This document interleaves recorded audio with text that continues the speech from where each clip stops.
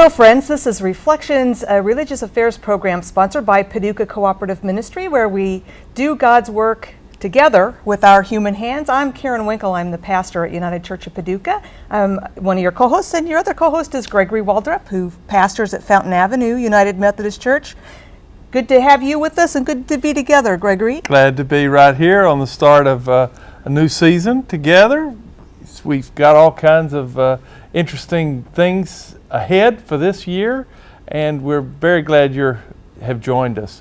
Today we have a feature that's monthly occurring with us, and that is a spotlight on a pastor and on a church that's a part of the Paducah Cooperative Ministry community. Today we have with us Don Barger, who is the commissioned lay minister for Westminster Presbyterian Church. Welcome, Don. Well, thank you. I'm pleased to have been invited to be here today and be able to share a little of my story, and even more important to share a little of the story of Westminster Presbyterian Church this morning. That's great. We've seen Don in other times as the chair of the Paducah Cooperative Ministry. Yes, sir. And now we have you back in your professional work. Professional, okay. Well, it's one of my many professions, and to be able to do that. But I felt honored when Karen called and said, would you come and talk about yourself?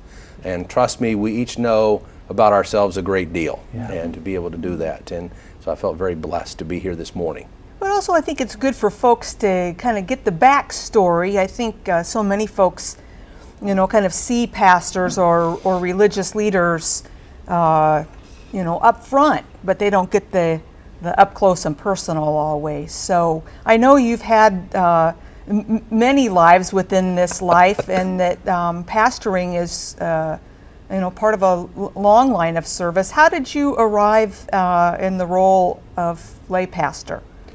Well, we got to go way back about 60 years. I was born and raised in Mayfield, and I tell people the person I am today is because of the people that I encounter on a day-to-day basis in Mayfield.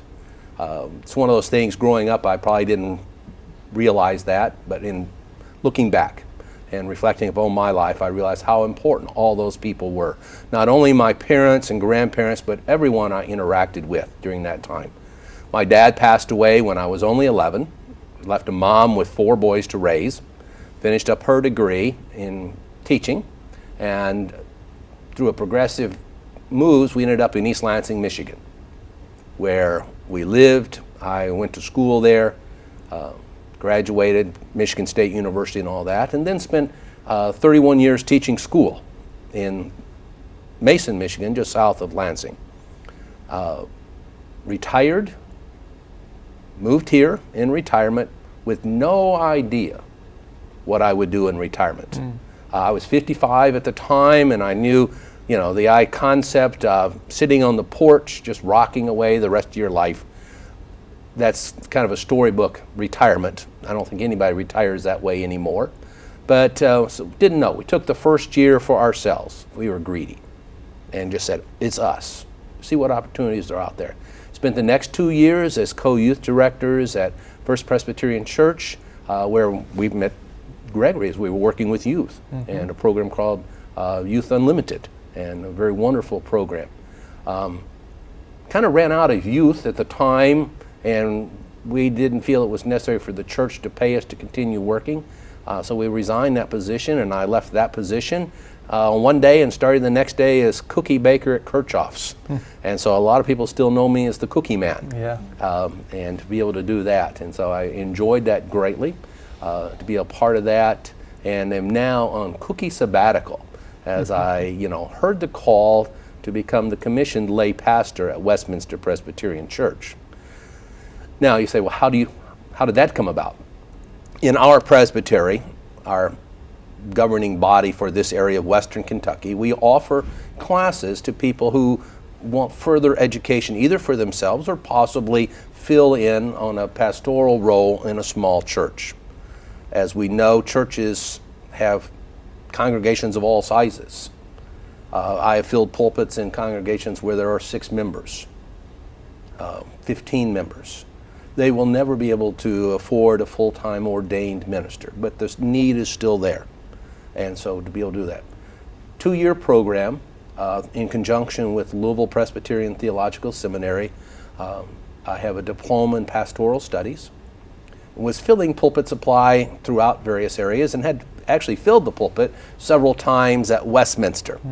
And people kept saying at that time they were without a pastor. Reverend Larry Walker had retired, and so they were in the process of trying to find an interim before finding a full-time ordained minister. And filling the pulpit, people come, why can't you be our pastor? And at the time I thought, that's just not the way it works. God speaks to you in mysterious ways. I happened to be on the website for our presbytery one day checking out a date, and I couldn't find that answer. But below there was this little piece that talked about CLP, Commissioned Lay Pastor, and I thought, I wonder what they're telling people. And I clicked on it and reading down through, and then all of a sudden the words appeared there that said, provide leadership in a church seeking a full-time ordained minister. And it's like, that's me. I can do that. So I approached the committee that was searching for an interim at the time and says, is this something you might be interested in doing? You know, it's like the light bulbs went off. And in doing so, we approached that. We took it to the session of the church. We took it to the presbytery. Normally this process would take several months. Presbyterians are good about taking time and having committees, and it takes time. We did the whole thing in less than 2 weeks' time. You know, we refer to it so often as it's a God thing. In looking back over my own life, and I've had the opportunity here a couple of years ago to take a life review class that looks at your whole entire life and see where God's impact had been on it. So often we're worried about today and tomorrow, we forget to look backwards and see where has God impacted your life. Sometimes maybe negatively you say, you know, with the death of my dad, you know, how can that be a difference? But I think, and so often, if that had not, we would not have moved. Life would have been different. Life would have changed. I may not be where I am today to be able to do that. Had the opportunity to come back and work at First Baptist Church in Mayfield one summer. I was also eligible for the draft at that time back in the 60s and was called to duty. But somebody there at the church says, you know, have you ever thought about being a part of the chaplain assistant program? Never had heard of it. So I worked for a year with a wonderful Southern Baptist chaplain in Vietnam. That opportunity again, you say, here's an opportunity. Again, God using me in some wonderful ways. Didn't think much of it, came home, finished my degree, started my teaching career and all of that. Then all of a sudden, as we were looking at retirement, we were coming down here, fell in love with the area. I had a daughter that was at Murray State at the time and fell in love with the area. But again, as I said, we didn't know what we were going to do. We started looking at houses, and all of a sudden we bought a house, which we had not planned to buy. It's like, oh no, we own 2 houses now. One in Michigan, which was not ready to be put on the market, and one in Kentucky. Went back, got that house ready, it sold in 5 days. And again, when you reflect back on it, you say, somebody else is leading the way. Directing, yeah. Somebody else is directing. And that's the story that keeps coming up in my life, that when I think I'm in charge, I find out I'm really not in charge. Somebody else is in charge. It sounds like you have the ability to get out of the way, though. Yes, very much so. But, you know, and I think it's been a wonderful opportunity to me in retirement, and as somebody tells me, I am flunking retirement in the true sense of retiring, to be able to offer skills that I have developed over the years. My elementary school teaching has prepared me as far as speaking before people. So a lot of practice with that. Being able to listen, I think one of my skills that I have, you know, we talk the difference between hearing somebody and listening to them, you know, and so that I have the ability to sit and listen, you know, not take sides necessarily on an issue, but listen to you, you know, show some empathy with what's going on. So it's been a remarkable experience. Has it always been easy with what I've been doing? I've been there going on my second year now at Westminster. My covenant, I have a year-to-year covenant that has renewed and has been renewed. People keep asking, well, can't you be here forever? And the answer there is no. That's not what a commissioned lay pastor is all about. They are not there. People will refer to me as an interim. At least in our denomination, I am not an interim because I'm not an ordained minister. Okay, that's the difference. I'm a meanwhile, in the meanwhile, to be able to do that. But some of the experiences that I have encountered as the pastor for this church have just changed me remarkably.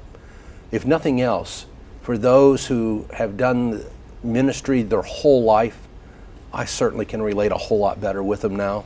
I understand where they're coming from and how each day is unique, how each day is different, and how there are highs and lows that are associated with this.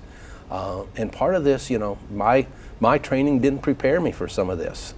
Not at all. Yeah. But I also hear, as I talk to ordained ministers, not all their training prepared them for everything either.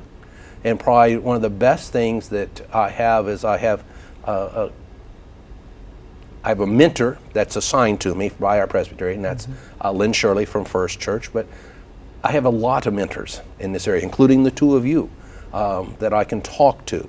When the going gets tough, I can call and say, help me out here. You've been here probably, give me some idea. And I think our community is blessed with the ministers that will reach out to each other. Probably one of the days that I remember most, and you say, what do I do? You offer prayer. I'm in surgery recovery room with a family waiting news about somebody who's having a biopsy done, and the news did not come back good. So there I am holding a mom, I'm holding a daughter, and we're crying. And they're looking to me for strength, and I am there. But as the pastor, mentally I'm looking around going, who's there holding me? And that's when I realized the power up above is holding me.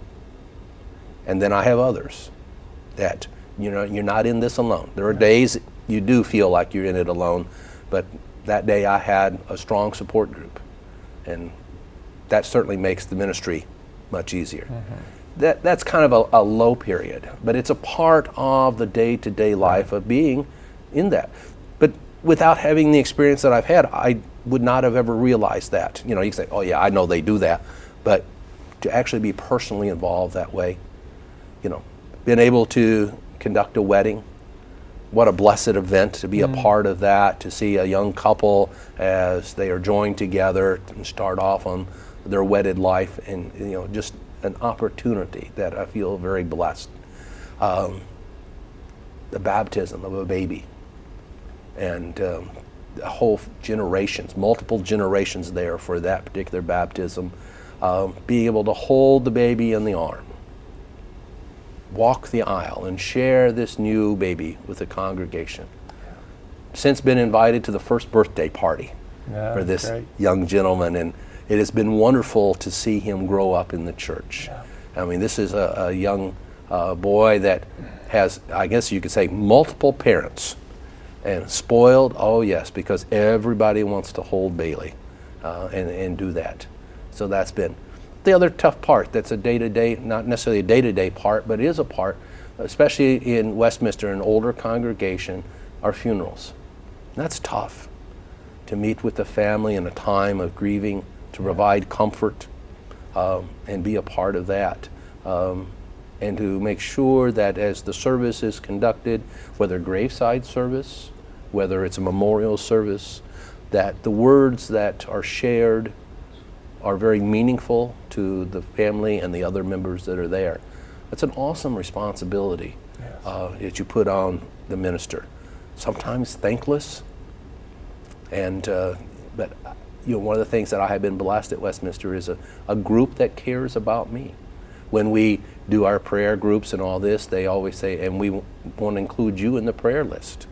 They are worried about me. I mean, I had my evaluation. I'll share this kind of aside. I got chastised during my evaluation. I thought, uh-oh, what had I done wrong? I didn't take all my vacation. And they think it's very important that I take time away to recharge.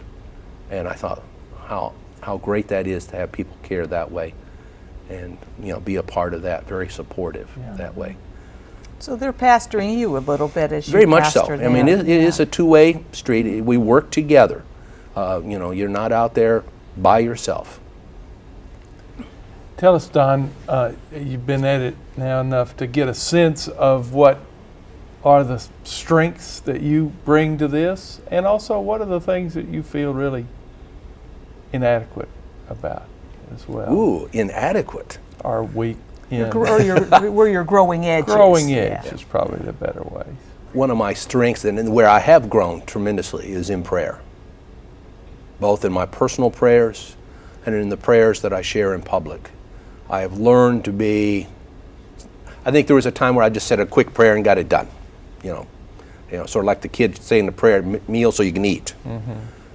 But now it's more of getting calm, slowing down, letting the words, it's not me speaking, it is God speaking through me.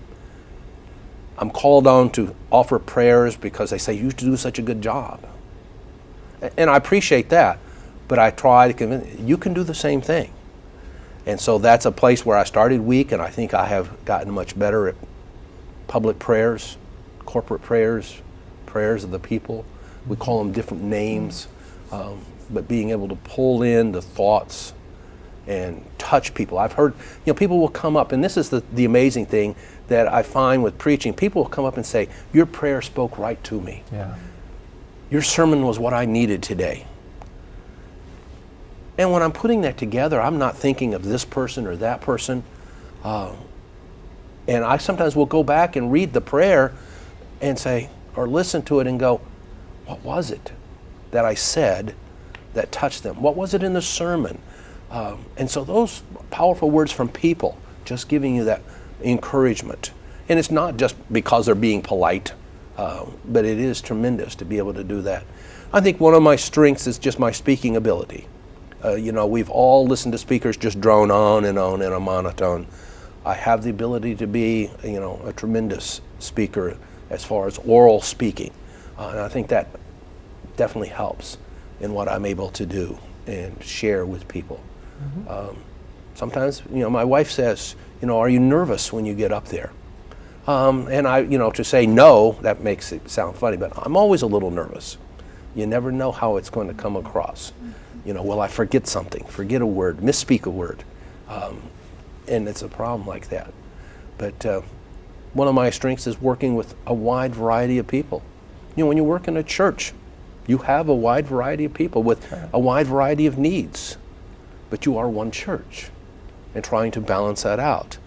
We have a governing body within the church, and how do you work with them when they come from various backgrounds, various needs, and those types of things. That can be a challenge. So far, we're meeting that challenge. Tell us a little bit about Westminster. First, where it's located, because folks may not know where Westminster Presbyterian is, or they might drive past it and not really even quite notice. Well, but tell us where you are. I could give you the official address, which is 2732 Broadway, and that won't mean a thing to most people. But if I told you we were at the corner of 28th and Broadway, that might help you a little. And if I told you we were the only church on the Western Baptist Hospital mega block, then that would zero you in to be able to do that. And so we are, very much a part of the hospital complex as far as location. The church itself, Westminster it wasn't Westminster, Kentucky Avenue Presbyterian is where it started out, down on about 7th and Kentucky. At one point, we were getting ready to start our 125th year of being in the Paducah area. I've seen pictures of the 37 flood with the congregation and the pews floating and all those wonderful things associated with that. And it was that reason alone that where we are today, because there came a point where work needed to be done to the church due to deterioration because of the flood and do that. So they decided they would move out to the edge of town. Yeah. Which we sit here and go, where? Where we are now. And so they took a risk, bought the land, and moved to the corner of where we are now, 28th and Broadway. Built a church designed to hold about 300 people, when at that time they did not have anywhere near that amount. But it's more the philosophy, if we build it, God will take care of us. Well, back in this was early 50s. And those who know the history of this area know what else happened in the early 50s. The atomic energy plant opened, and in that brought in people, and as those people came in, the church grew tremendously. The prayers were answered. Now, what's happened since? The church has continued on, ups and downs. Membership has dropped off. Our membership has aged. People have passed away. People have moved away, or people have just disappeared. I hate to say that, but that sometimes happens. We are a growing church in the sense that our population is changing. As I said, over half of our church is 60 and above. These are people who helped build the church originally. I have people who tell me, I remember the men lifting the beams as they were building the sanctuary. And so it's, interesting to listen to those stories. But as we talked about, my baptizing at Bailey, we have young couples with young kids coming, and that's what's going to keep Westminster growing. There have been times over the years where it may have been very easy to close the doors, fold up and say, let's move on. But it's continued, and that message alone says we're there for a reason. Sometimes it's hard to discern. What is that reason? We still struggle with that. What are we meant to be? Our neighborhood is not the same as it was back in the early 50s. As we look at our neighbors and we look around and say, where are the people part of the neighbors? Well, they've moved even further west and be able to do that. But we have people who drive in from the Lakes area, Heath area, and from across Paducah. Nobody walks to church, and to be able to do that. But a very dedicated group of people. And we try to offer our services to meet all the needs, to be able to do that. One of the things that I find intriguing, that when the church was designed, it's a beautiful sanctuary and all this, but it was designed with the 1937 flood in mind, I'm sure. Oh yeah. Because it's above flood level. Steps. And it makes you wonder and ask you, did we not have handicapped people in the 50s? Because we were not handicap accessible. As Greg pointed out, steps, and to be able to do that. And so we have lifts that allow people to go up into the sanctuary or down into our fellowship hall, and to compensate for that. But if we were on a high and dry piece of land at one level, it would be even better. But that we have been able to do what we have. A beautiful sanctuary, beautiful place for weddings. We have a number of people who come and ask, may we use your sanctuary? And our answer is yes. Please come. And so we work with other people. We've got, in fact, there's a young lady coming from Georgetown, Kentucky on Saturday to look at our sanctuary for a wedding. Family in the area, so there's that tie back to be able to do that as a part of it and be able to do that. But programs for all ages, trying to meet the needs. If you have driven by lately, people are going, what are you doing? We ripped out all of our old shrubbery. Not every shrubbery is designed to last 100 years. Ours were past their prime. So we had someone provide us a gift of money that will replace our shrubbery, bring it in, and so we're in the process of doing that as soon as it gets cool. Yeah. One of the biggest challenges we have, and Gregory, I know you find this at Fountain Avenue, very much so in older buildings, they are, just eat up money left and right, it seems like. We're getting ready to put a new roof on, and roofs are not cheap anymore. Just heating and cooling, and those challenges to be able to do that. And so far we've met those challenges, and so we're very blessed that way. Have a very mission-oriented church. They're always looking, what else can we do? What can we do? What can we do? And they don't necessarily mean what money can we send someplace. They want to get hands-on. They got so excited this past Wednesday night as we met for our Wednesday night programming to be asked to make Christmas cards for Seaman's Church Institute and Christmas on the River. And when we said that they Ann Mills needs about 8,000. They weren't worried about, okay, we can do that. And I said, no, we don't have to do 8,000. That's how many she needs. If we do a couple of hundred, that's fine. But they got so excited about being able to put that personal touch, to be able to send a message out that says, God loves you and so do we, Westminster Presbyterian Church. Yeah. And to be able to do that. Longtime supporter of Paducah Cooperative Ministry. In fact, they were excited. We are the jelly church now for the next 2 months and all that, after having been spaghetti sauce and all that. And they get into that very much. When do you worship, and what's your Sunday schedule and Wednesday schedule? Okay, our Sunday schedule is Sunday school at 9 o'clock. Worship is at 10:15. And we have a coffee hour following. And we're the coffee hour that sometimes it's a complete meal, depending on who's doing it. And all of that, and we encourage people to stop by afterwards if they wish to be able to that. But again, worship at 10:15 on Sunday mornings. Our Wednesday program starts with a potluck dinner at 5:45 to 6:30. We eat and socialize, and then our program itself varies from week to week. We are finishing up on a Gilligan's Island series of films, The Seven Deadly Sins on Gilligan's Islands. And for those of us of a certain age, we remember Gilligan's Island very much, but we have a wide variety of programs scheduled throughout the fall leading into the Christmas season as well. Right. Don Barger, thank you for coming and sharing your pastor's heart and the heart of your congregation. It's clear that you're a heart-centered group. Well, thank you. I appreciate being asked. Upon that ministry that you willingly stepped into. Mm-hmm. So thank you for coming and sharing. Gregory, it's been good to be together. And thank you for joining us, and do join us again here on Channel 2, Reflections. However you can, whenever you can, please join Paducah Cooperative Ministry in doing God's work with human hands. Shalom. Shalom.